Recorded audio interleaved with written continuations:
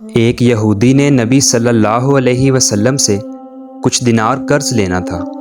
ایک دن آپ صلی اللہ علیہ وسلم راستے میں جا رہے تھے اور وہ یہودی آپ کے پاس آیا اور کہا، جب تک آپ میرا قرض نہیں واپس کریں گے میں آپ کو یہاں سے جانے نہیں دوں گا۔ نبی صلی اللہ علیہ وسلم نے فرمایا، اس وقت ادائیگی کے لیے میرے پاس کوئی رقم نہیں ہے۔ مگر یہودی نے کہا، اگر آپ میرا قرض ادا نہیں کریں گے تو میں آپ کو یہاں سے جانے نہیں دوں گا۔ آپ نے فرمایا، اگر یہ بات ہے تو میں تیرے ساتھ بیٹھ جاتا ہوں۔ یہ کہہ کر آپ اس کے ساتھ بیٹھ گئے۔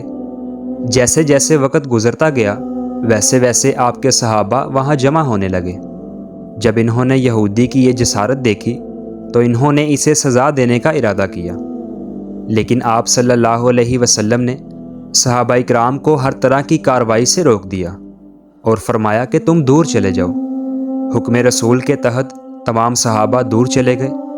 سورج لمحہ بہ لمحہ گرم ہو رہا تھا اور اس کی گرمی سے آپ کو اذیت پہنچ رہی تھی، یہاں تک کہ آپ کے چہرہ اطہر سے پسینہ بہنے لگا۔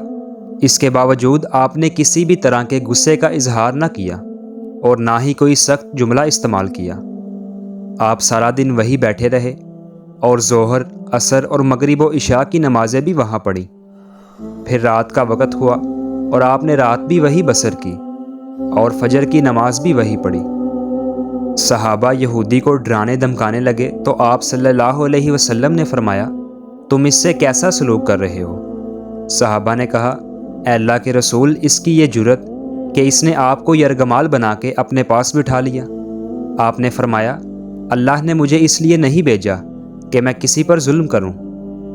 جب دن چڑھا تو یہودی نے اسلام قبول کیا اور کلمہ شہادت پڑھتے ہوئے کہا، میں اپنی دولت کا ایک بڑا حصہ راہ خدا میں دیتا ہوں۔ میں نے آپ کو اس لیے نہیں روکا تھا کہ میں آپ کی توہین کروں، میں تو بس اس کے ذریعے آپ کے صبر کے پیمانہ کو آزمانا چاہتا تھا، کیونکہ میں نے تورات میں آپ کی یہ صفت پڑھی تھی کہ محمد بن عبداللہ مکہ میں پیدا ہوگا اور مدینہ کی طرف ہجرت کرے گا۔ وہ سخت مزاج اور بیہودہ گوئی کرنے والا نہ ہوگا اور کوئی جھوٹی بات زبان سے نہیں کہے گا۔ اس طرح میں نے آپ کو یہاں رکھ کے اس بات کی تصدیق کی ہے کہ تورات نے بالکل سچ کہا تھا۔ حضور صلی اللہ علیہ وسلم نبوت ملنے کے 3 سال بعد تک خفیہ طریقے سے اسلام کی تبلیغ کرتے رہے۔ اس کے بعد اللہ تعالیٰ نے آپ کو حکم دیا کہ آپ کھل کر اللہ کا پیغام پہنچائیں اور لوگوں کو خدا کی طرف دعوت دیں۔ ایام حج شروع ہوئے تو پورے عرب سے لوگ مکہ کی طرف آنا شروع ہوئے۔ نبی صلی اللہ علیہ وسلم کوہ صفا پر چڑھے اور بلند آواز سے کہا، اے لوگو، میں اللہ کا رسول ہوں، تم اس پر ایمان لے آؤ۔ لوگ آپ کی طرف متوجہ ہوئے اور تعجب سے یہ اعلان سنا اور سب کی یہ خواہش ہوئی کہ اعلان کرنے والے کو دیکھیں۔ پھر آپ صفا سے اتر کر مروہ آئے اور آپ نے وہاں بھی 3 بار یہی اعلان کیا۔ جب ابو جہل نے یہ اعلان سنا تو اس کو بہت غصہ آیا۔ اس نے زمین سے ایک پتھر اٹھا کر آپ کی پیشانی پر مارا، جس سے آپ کی پیشانی زخمی ہو گئی، خون بہنے لگا اور آپ کا پورا چہرہ لہو لہان ہو گیا۔ اس کے بعد تمام مشرکین آپ کو پتھر مارنے لگے تو نبی صلی اللہ علیہ وسلم مجبور ہو کر کوہ ابو قیس پر چڑھ گئے اور ایک چٹان کے پیچھے جا کر چھپ گئے۔ مشرکین نے بھی آپ کا تعاقب کیا لیکن وہ آپ کو ڈھونڈ نہیں سکے۔ نامراد اور ناکام ہو کر انہیں واپس آنا پڑا۔ اسی دوران ایک شخص نے حضرت علی رضی اللہ تعالی عنہ کو اطلاع دی اور کہا کہ مجھے لگتا ہے کہ حضور صلی اللہ علیہ وسلم مارے جا چکے ہیں۔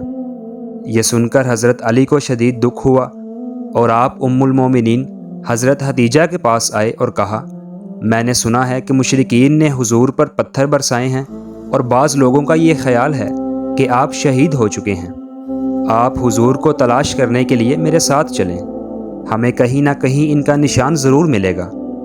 آپ وادی پر نظر رکھیں اور میں پہاڑ کے دامن میں حضور کو تلاش کرتا ہوں۔ حضرت علی روتے ہوئے آگے بڑھے اور کہہ رہے تھے، اے اللہ کے رسول، مجھے جواب دیں، آپ کہاں ہیں؟ میری روح آپ پر قربان، آپ کس وادی میں موجود ہیں؟ آپ نے مجھے اپنے ساتھ کیوں نہ لیا تھا؟ حضرت خدیجہ رو کر فرما رہی تھی، کوئی ہے جو نبی صلی اللہ علیہ وسلم کی مجھے خبر دے؟ کیا کسی نے انہیں دیکھا ہے جو مجھے ان کے متعلق بتائے؟ اس وقت حضرت جبریل علیہ السلام حضور کی طرف نازل ہوئے اور ان کے پیچھے ملائکہ کی بہت سی صفیں تھیں۔ انہوں نے حضور سے کہا، اللہ تعالیٰ نے ہمیں آپ کے فرمان کی تکمیل کے لیے بھیجا ہے۔ اگر آپ چاہیں تو ہم ان لوگوں کو تباہ و برباد کر ڈالیں اور کہیں ان کا نام و نشان تک باقی نہ رہے گا۔ نبی صلی اللہ علیہ وسلم نے فرمایا، میں نبی رحمت بنا کر بھیجا گیا ہوں، میں عذاب اور انتقام کا حامی نہیں ہو سکتا۔ پروردگار میری قوم کو معاف کر دے، وہ مجھے جانتے نہیں ہیں۔ جبریل علیہ السلام نے حضور صلی اللہ علیہ وسلم سے کہا، حضرت ختیجہ آپ کو تلاش کر رہی ہیں۔ ختیجہ کے رونے نے آسمان کے فرشتوں کو رلا دیا ہے۔ آپ انہیں جواب دیں اور خدا کی طرف سے اور ہماری طرف سے انہیں سلام پہنچائیں اور انہیں جنت کی بشارت دیں۔ نبی صلی اللہ علیہ وسلم نے حضرت ختیجہ اور حضرت علی کو صدا دی اور اپنے پاس بلایا۔ دونوں شخصیات آپ کی خدمت میں حاضر ہوئی۔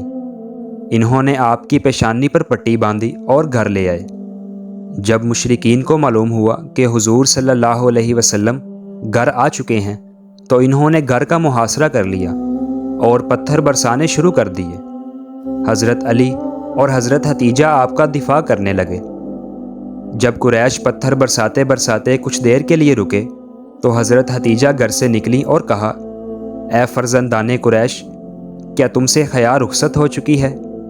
تم اپنے قبیلہ کی سب سے معزز اور محترم خاتون پر پتھر برسا رہے ہو۔ اگر تمہیں خدا کا خوف نہیں ہے تو دوسرے لوگوں کو اپنے اوپر ہنسنے کا موقع نہ دو اور اپنے لیے ہمیشہ کی ذلت اور بدنامی نہ خریدو۔ جب مشرکین نے حضرت ختیجہ کی یہ بات سنی تو ندامت کے مارے ان کے سر جھک گئے اور وہ شرمندہ ہو کر گھروں کو واپس چلے گئے۔ نبی صلی اللہ علیہ وسلم نے دعوت اسلام کا آغاز ان مشکل ترین واقعات سے کیا تھا۔ آپ پر کروڑوں سلام ہوں۔ آپ نے لوگوں کو گمراہی اور ذلت سے بچانے کے لیے قدم قدم پر مشکلیں اٹھائیں اور صدمے برداشت کیے۔